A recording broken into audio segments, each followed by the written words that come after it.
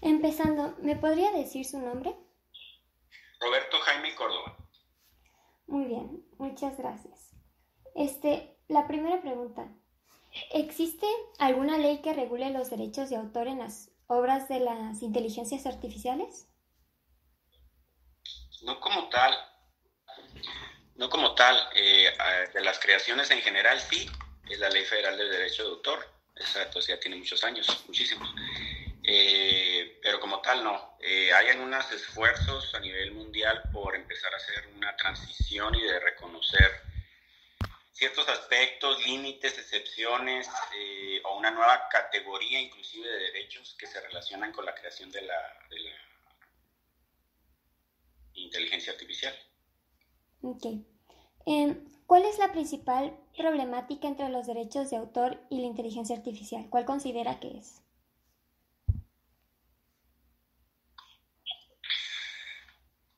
Pues la esencia misma de la creación de obras originales implica o tiene una protección desde el momento en que dice la ley, tiene una fijación en un soporte material. ¿Qué significa? Si yo ahorita pienso en algo, hago un dibujo y lo hago un garabato, ese puse en papel, este material, ya la ley a mí me reconoce como la posibilidad de ser reconocido como dueño de la obra y de dueño entre comillas, ¿no? De dos aspectos. Uno, el derecho moral, es decir, el derecho a ser reconocido como la obra, y dos, el derecho patrimonial, etcétera, de esa obra. En el caso particular de la inteligencia artificial tenemos el problema de a quién le atribuimos esa autoría. ¿Por qué? Porque como todo se maneja a nivel, ojo, es un soporte material o virtual, pero ¿quién lo creó? ¿Cómo generamos que fidedignamente se le pueda atribuir a alguien esa autoría? ¿Por qué? Porque de la autoría también salen ciertas obligaciones. Esas obligaciones, cuando uno no hace un derecho a ser reconocido en la obra, y yo hago un dibujo y alguien lo modifica de tal suerte que esa modificación me repercute en mi calidad de autor, como no sé, algo grotesco, algo que no vaya conmigo, etcétera, yo puedo pedir el retiro de la obra como padre de la obra. Es uno de los derechos.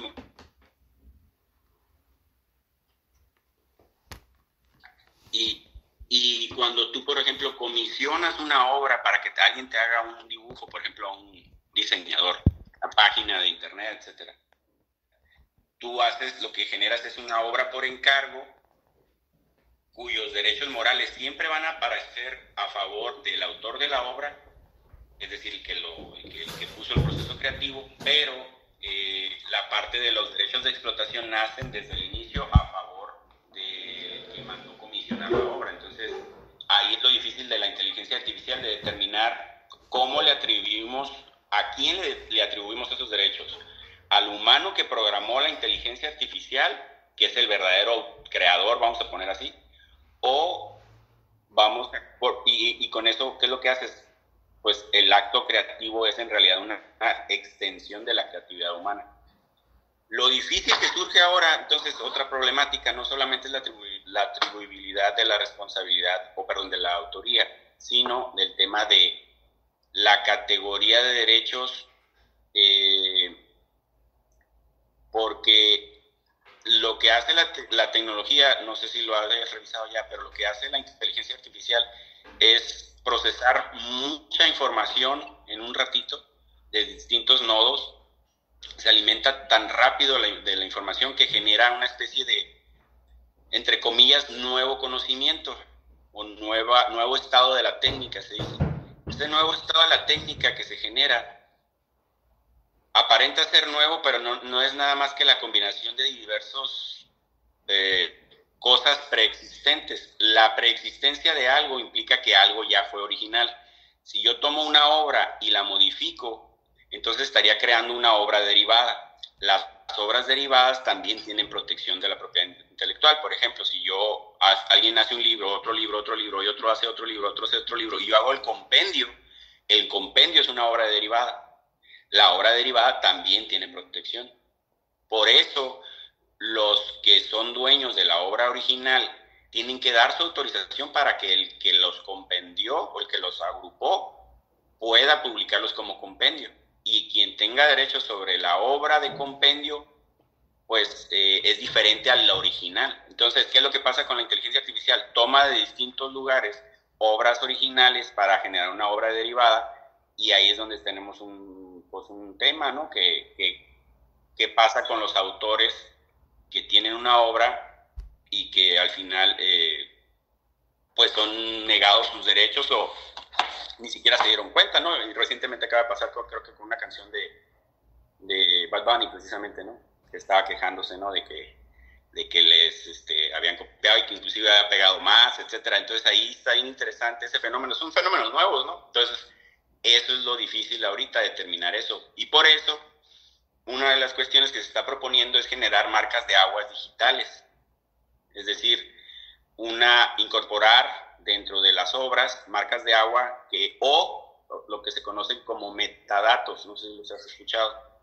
Los metadatos son los códigos que van detrás de lo que tú ves en una pantalla, que te hace ver cómo se programó esto. De tal suerte que cuando tú abras una obra de la que sea, ¿no? De escrita, etcétera, tú puedas rastrear a quién le vinculó esa obra. Esto apenas está como en discusión, etcétera, que suena lógico, ¿no? Suena bastante lógico. Entonces, digamos que en esencia es eso. Hay mucho debate, no hay algo definido. El tema es la autoría. ¿Cómo le atribuye una autoría a algo que se supone no tiene conciencia de sí mismo? Es un tema medio filosófico y ya no entramos en otro tema. Pero al final es interesante, digo, ¿a quién le atribuimos, a quién debemos compensar? ¿A la inteligencia artificial o a quien creó los protocolos necesarios para que esa inteligencia artificial funcione? Digamos que ese es el gran tema. No sé si respondo tu pregunta. Sí, muy bien, bastante bien. ¿Qué regulaciones cree que se deberían de hacer? Uno, yo creo que es eso, el tema de la atribución mediante marcas de agua digitales. Yo creo que sería interesante saber cuándo puedes identificar algo que fue creado por un humano o cuándo fue creado por una entidad responsable de una inteligencia artificial, para poder saber quién es el autor y dos, a quién le atribuye la responsabilidad. También eso es interesante. También otra cosa que se puede hacer es establecer un esquema de licenciamiento diferenciado para compensar el uso de datos protegidos por aquellos derechos de autor que ya existen. ¿Por qué? Porque las inteligencias artificiales tienen un proceso de entrenamiento. Es decir, como están recabando datos, se van autoalimentando y se cuenta que como que generan más. De esto generan más. De esto que generan. Es una especie de fractal. No sé si sabes qué es un fractal, pero se expande. De tal suerte que podamos decir que los, entre comillas, primeros que desarrollaron algo puedan ser protegidos, inclusive si la inteligencia artificial se ve beneficiada o los dueños de la inteligencia artificial se ven beneficiada por ese uso de cierta información existente, pues quien tenga los derechos de autor de la obra original puedan tener una compensación por lo que usaron de su genio creativo, ¿no? Básicamente, se da mucho en dibujo, se da mucho en obras literarias, obviamente en música, es lo más palpable, ¿no? Yo creo que esas serían las dos categorías que yo haría una diferenciación para poder saber, uno, de dónde viene, cuánto le toca a cada quien, y ya no tener dudas de si se va a proteger o no se va a proteger. Es una área sumamente inexplorada porque las potencialidades son enormes ahí. Entonces sí, está muy interesante. Con la ley actual, ¿en quién recaerían los derechos de autor de las obras de una IA? Ahí no hay forma de atribuírselo. ¿Por qué? Precisamente porque no hay atribución del quien la creó es decir, ¿cuándo fue el momento del soporte de la aplicación del estampado en un soporte material o virtual? No hay forma de saber cuándo se generó. Y entonces yo podría virtualmente sacar la obra hoy, producida por IA, llevármela a Indautor y hacer el registro, que el registro no te da el derecho a la autoría ni a los derechos patrimoniales, pero sí te daría un elemento más para decir, hey, cuando menos desde ahorita esta obra existe. Ahora el problema es cómo acredito que yo fui, o más bien, cómo alguien acredita que yo no fui el que la hice. Entonces es un tema de pruebas, es un tema de pruebas. Entonces por eso no hay forma, ahorita no hay forma. Ok. ¿En quién considera que deberían recaer los derechos de autor? ¿Y qué modificaciones se tendrían que hacer en caso de ser necesario? Un poco más o menos lo que ya tratamos es el tema del reconocimiento al que lo creó. Vamos diciendo quién es el verdadero creador. Y una vez que atribuyes que si el creador va a ser quien programó la inteligencia artificial como entidad o quien usa la inteligencia artificial para beneficiarse de ella.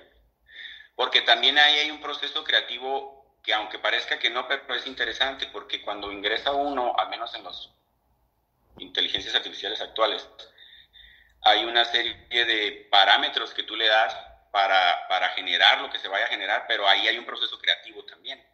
Que el resultado pueda ser muy variable, pues sí, pero al final hay una interacción. Entonces es una especie de co-creación al final. Entonces son temas medio fumados, pero pues sí es cierto, ¿no? O sea, sí. Entonces hay de las dos formas de verlo. Yo creo que entre más rápido se toma una decisión de cuál, pues nada más es ceñirte a eso, ¿no? Debido a estas modificaciones, ¿podrían surgir nuevos conflictos? Sí, claro, por supuesto. Por supuesto que sí, y el tema siempre va a ser un tema de pruebas.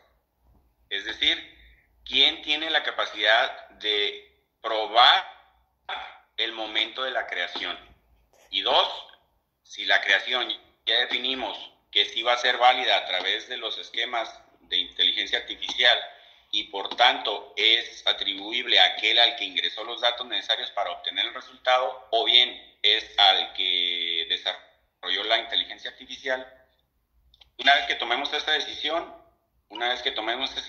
entonces ya vamos a poder establecer a quién, porque la autoría no nada más, yo soy dueño de derechos. Acuérdate que siempre que hay un derecho hay una connatural obligación. Entonces hay un tema ahí interesante al respecto, ¿no?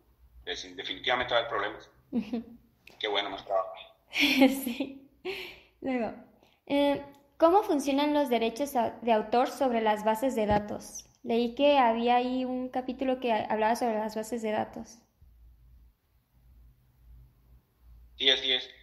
Básicamente son obras derivadas, precisamente. Son bases de datos, por ejemplo, los compendios, se me olvida el nombre. Porque son obras muy específicas, pero son derivadas. De hecho, cuando tú haces una solicitud de registro de obra, en el Indautor, si bajas los formatos, ahí te van a aparecer originaria, primigenia o derivada, te va a aparecer. Y chécate cuáles son las derivadas y ahí te aparece compendio, bases de datos, etc. Entonces, precisamente eso es lo que se está atribuyendo. Si el uso de, que lo es, ¿no? Si tú ocupas obras protegidas de derechos de autor para entrenar a tu inteligencia artificial y de ahí extraer información necesaria para producir lo que aparentemente es un nuevo conocimiento, un nuevo estado de la técnica, definitivamente va a haber problemas. Por eso la necesidad de regular. ¿Esas regulaciones de las bases de datos aplicarían a las bases de datos que se usan en las IAs? ¿Cómo? ¿Esas regulaciones que están para las bases de datos se aplican, bueno, creo que ya se contestó, para las bases de datos de una IA? Una IA, sí, claro, sí, por supuesto. Sí, de la que sea, una base de datos. Lo que pasa es que presupongamos que todo lo que existe en Internet alguien en su momento tuvo o tiene el derecho de autor sobre él. Las pantallas que tú ves, alguien los diseñó, hay un proceso creativo que después se desdobla en otras formas, pero al final es una obra derivada de otra obra derivada de otra obra derivada, ¿no? Entonces sí, definitivamente va a haber un problema. Sí lo hay, sí lo hay y lo tenemos que acelerar porque 3, 5 años adelante todo el mundo va a estar en eso. O sea, los muchachos que están en la primaria, los niños, viven en un mundo, los estamos educando para un mundo que ya no va a existir. Y bueno, ya por último, ¿qué tan accesible económicamente es proteger una obra bajo derechos de autor? No, sin problema. No es para nada caro, 200 pesos y cuando mucho, ¿no? Puedes hacer inclusive un compendio. Y si te urge el registro por alguna situación, pagas la guía de ida y vuelta, que por todo ya te han salido como 800, 1000 pesos, algo así, y te queda ya. Ojo, no se dice registro en realidad, se dice un depósito. Técnicamente el convenio de Berna para la protección de la propiedad intelectual de obras de autor te dice que deja a salvo a los países miembros de esa convención utilizar cualquiera de los dos sistemas. El sistema de lo que decíamos, la fijación en un soporte material de una obra o el registro. Casi todos los países tienen el manejo de es decir, cuando yo me puedo considerar dueño de una obra, cuando la registro ante una autoridad central o cuando la fijo en un soporte material. Casi todo el mundo la tiene con un soporte material. Entonces,